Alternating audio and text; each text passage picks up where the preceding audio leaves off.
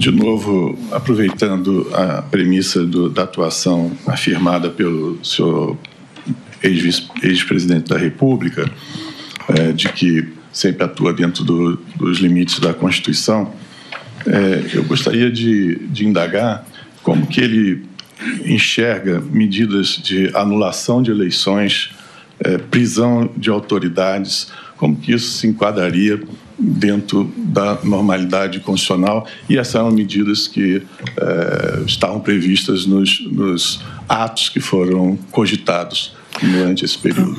Voltando à pergunta anterior, em julho ainda não era o período eleitoral, então o Braga Neto estava apenas descompatibilizado. Não houve essa história de prender quem quer que seja, tá? E nós voltamos para a Constituição, que é a nossa base, quando entendemos que não podíamos fazer mais nada no TSE, tendo de vista o valor da multa. Eu desconheço até no Brasil aqui qual advogado que peticionou alguém e cujo cliente foi multado. Eu entendo, né, posso estar errado, se o senhor ministro, se o TSE apenas indeferisse, tá? Ia ter mais uma ou duas, talvez 3 petições, está encerrado o assunto. Quando houve a blindagem, porque essa multa podia aumentar, porque a acusação foi litigância de má-fé, ou até uma outra medida administrativa mais grave contra o Partido Liberal. Sobrou para a gente buscar uma alternativa na Constituição que, rapidamente, não foi discutida, foi conversado, hipóteses de dispositivos constitucionais. Como disse o ministro Fux aqui, nada foi assinado, não foi dado um pontapé inicial de nada. Fora daqui a gente não tem mais o que fazer. E rapidamente foi decidido que nada mais podia fazer, tanto é que acalmou tudo e cada um foi cuidar da sua vida. É a segunda vez que o senhor fala isso, então acho que é importante esclarecer. O senhor está dizendo que a cogitação, a conversa, o início dessa questão de estado de sítio, estado de defesa, teria sido em virtude da impossibilidade de recurso eleitoral, é isso? Sim, senhor. Okay. Essa é a minha última pergunta, senhor ministro. O senhor sabe que o seu partido recorreu e perdeu, só para... Não, daquela multa, 22 milhões? Sim, perdeu no plenário do Tribunal Superior Eleitoral. Foi recurso apenas em cima da multa, então? Exato. Não do mérito? Não, de tudo. Senhor ministro relator, exatamente essa era a minha última pergunta. Eu gostaria de saber se o réu, se o senhor Bolsonaro entende que, pelo fato de não se conformar com uma decisão do judiciário, se isso se conforma com as 4 linhas da Constituição, convocar comandantes militares para debater o assunto. Olha, foi um convite. Por que comandante militar? Tem a mesma formação minha, fizemos a mesma academia, fizemos as mesmas escolas de aperfeiçoamento. E o militar, nas horas boas e ruins, estão contigo. Eu não tinha clima para convidar ninguém para discutir qualquer assunto. Sobrou a eles, né? Até como um desabafo ali, não entre nós, eu para com eles. E eu ouvi o Paulo Sérgio, ouvi o Freire Gomes, ouvi o Garnier, e não pude ouvir muito ali o Batista Júnior, porque ele pouco falava, quase nada falava, ele nem leu o que seria a tal da minuta que ele acusa, ele declarou que nem chegou a ler aquele assunto. Então o militar é aquele que está do teu lado nas horas boas e nas horas ruins. E eu confesso que muita coisa que eles falam, eu absorvi. E chegou à conclusão rapidamente que não tinha mais o que fazer. Esse governo ia cair de maduro, como está caindo, né? Eu queria que não fosse assim, porque está a população toda sofrendo, e o retorno, não digo meu, né, mas o da direita, o dos conservadores, ou de alguém diferente da esquerda, alguém de centro, acontecerá com toda certeza por ocasião das próximas eleições. Agora, doutor procurador, por favor, tá? Só pode confiar nos militares. Tá? Momentos bons e momentos ruins. E eu reforço, ao ir conversar com eles, o objetivo é, dada a nossa formação, o respeito e a consideração que existe entre nós. Tanto é que eu nunca tratei um comandante de força ou um ministro da defesa como superior, sempre o tratei com a mais alta dignidade e respeito. Isso aí nos fez aqui conversar sobre um assunto que desde a primeira reunião já sabia que não podia dar em nada, mas apenas conversamos a título da minha parte, como desabafo. Doutor Procurador. É só isso, obrigado. Agradeço. Eu passo a palavra agora ao advogado do réu colaborador, doutor César Bittencourt, ou doutor Jair Alves Pereira. Boa tarde, ministro. Boa tarde. Cumprimentando Vossa Excelência, cumprimento todos. Se o ex-presidente Bolsonaro pode informar, ministro, se ele sabe como é que o Mauro Cid foi designado para ser seu ajudante de ordens? Qual o critério que levou o Mauro Cid a ser seu ajudante de ordens? Por favor. Eu pediria só que o réu colaborador sentasse ao lado do advogado, por favor. Sim, mesmo assim. Vamos lá. Não só advogado, por favor. Não só o presidente, como o vice-presidente tem direito a 4 ajudantes de ordem. Eu sei que o ajudante de ordem do general Mourão, ele que escolheu. Eu, quando cheguei na presidência, os comandantes militares enviaram para servir comigo o total de 4 ajudantes de ordem. 2 do Exército, 1 da Marinha e 1 da Aeronáutica. E eu não questionei e aceitei. E, no meu entender, foi um bom relacionamento, um bom assessoramento que eu tive por parte desses 4 ao longo dos 4 anos.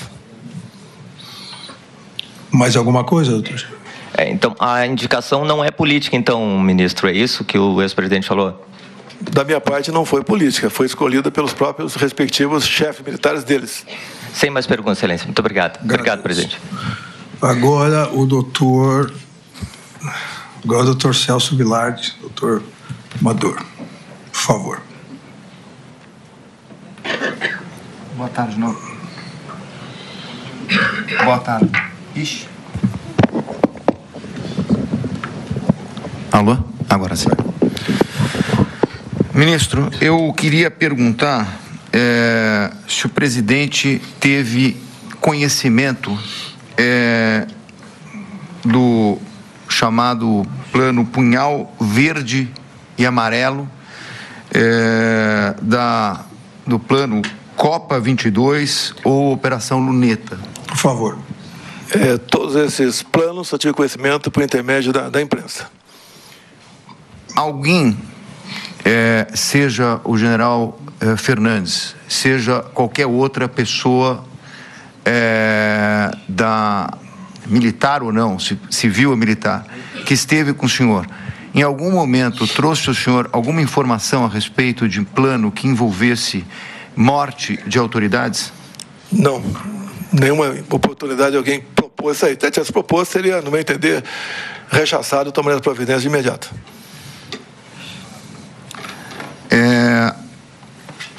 O ministro relator já perguntou, Excelência, me permita, que ele dê uma resposta longa. Por favor. Agora eu vou para o já conhecido método ministro Alexandre de Moraes, só um sim ou não, porque ele deu uma resposta muito longa. Então eu gostaria, embora ele tenha respondido, mas eu vou perguntar. O outro colega seu tentou o método e não deu certo. O senhor combinou antes? Mas eu vou tentar, de novo. Eu queria saber se efetivamente, já a pergunta do ministro Alexandre de Moraes, o senhor alterou, escreveu, colocou no computador alguma minuta? Não.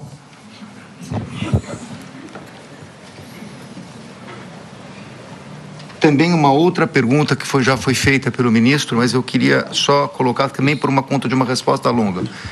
O senhor soube que o general Heleno estava numa comemoração na formatura do neto dele? O senhor teve essa informação? Não tive informação. Se eu liguei para ele e se ele me dissesse que estava num evento, eu ia simplesmente, nada de urgente, a gente conversa aí daqui a 2, 3 dias. Eu queria que o senhor, embora já tenha citado, acho que até numa resposta para o eminente procurador, doutor Paulo Gonet, eu queria que o senhor esclarecesse, em maiores detalhes, a conversa que o senhor teve com o ministro Múcio quando ele foi nomeado ministro da Defesa. O que ele telefonou, o que ele pediu e o que o senhor fez? Ele foi pessoalmente no Alvorada, conversando por 1 hora aproximadamente, algumas coisas reservadas, obviamente. Ele pediu para mim que eu interviesse junto ao ministro da Defesa para que tivesse mais facilidade para a transição. Eu falei para ela, me surpreende até esse tipo de pedido, porque as Forças Armadas, na transição, não é alguém de um viés ideológico passando para outro. É que, geralmente, uma pessoa está passando para um colega de turma teu ou algum contemporâneo meu da academia. Mas fizemos o contato e depois, no programa Roda Viva, o próprio ministro Zé Múcio tocou nesse assunto e falou que depois dessa ida dele lá no Alvorada, o trabalho foi bastante facilitado. Eu queria perguntar o seguinte, ainda a respeito desse tema. Quando o senhor autorizou, então, provavelmente o ministro da Defesa, a conversar com os militares, o senhor teve ciência antecipadamente que os comandantes estavam antecipando as transmissões de cargo? Isso é automático. Quando você pega, o comandante do Exército está saindo, por exemplo. Geralmente, o futuro comandante é um dos 3 mais antigos do alto comando. Não é essa a minha pergunta, ministro. O método sim ou não funcionou. Não. O senhor também. A minha pergunta é se o senhor teve conhecimento durante o mês de dezembro que iria ter uma antecipação da transmissão, ou seja, que os nomeados pelo presidente Lula iriam assumir antes de janeiro. Sim, não só sim, como realmente assumiram, sem nenhum problema. Foi publicado em DO a exoneração do meu comandante e a nomeação do futuro comandante.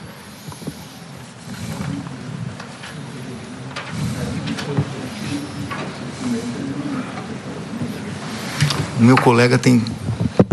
Por favor. Boa tarde, senhor. Boa tarde, senhor ministro relator, ministro Fux, Procurador-Geral da República, boa tarde a todos. Eu tenho apenas 2 questões aqui. Pois não.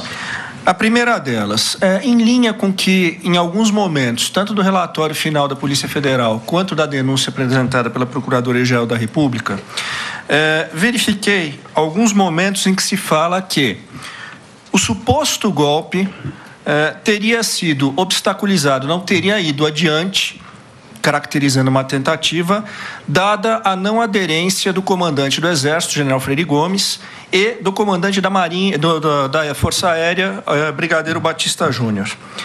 Eu gostaria de perguntar, e partindo desta hipótese, ressaltando que simplesmente é uma hipótese como colocar na denúncia, se o depoente quisesse substituir esses 2 militares, qual seria o procedimento? Haveria alguma dificuldade em nomear alguém que fosse supostamente simpático a algum plano golpista? Eu não tinha esse objetivo, mas se tivesse, a coisa mais simples. No Diário Oficial, no dia seguinte, a respectiva troca, coisa que não foi sequer cogitada, porque descartamos de plano a possibilidade de usarmos qualquer hipótese prevista na condição. Muito bem. Uma segunda pergunta que não tem qualquer correlação com a primeira, mas surgiu o nome aqui durante a indagação do hacker, o senhor Walter Delgatti. Pergunta ao depoente, o senhor processou o hacker pelo crime de calúnia? Processamos, e mais do que isso, foi condenado criminalmente, não é isso? Foi condenado criminalmente. Ok, só isso, senhor ministro. Encerrado. Agradeço os doutores. Doutor Paulo Renato Garcia Sintra Pinto. Boa tarde, excelência. Não, defesa não tem perguntas. Doutor Demóstenes Torres. Sem perguntas, excelência. Doutor Elmar Novak. Excelência, já gastei meu estoque de questionamento. Muito obrigado. Doutor Matheus Milanês. Sem perguntas, excelência. Doutor Andreu Fernandes Farias. Doutor Rodrigo Dalacqua. Sim, excelência.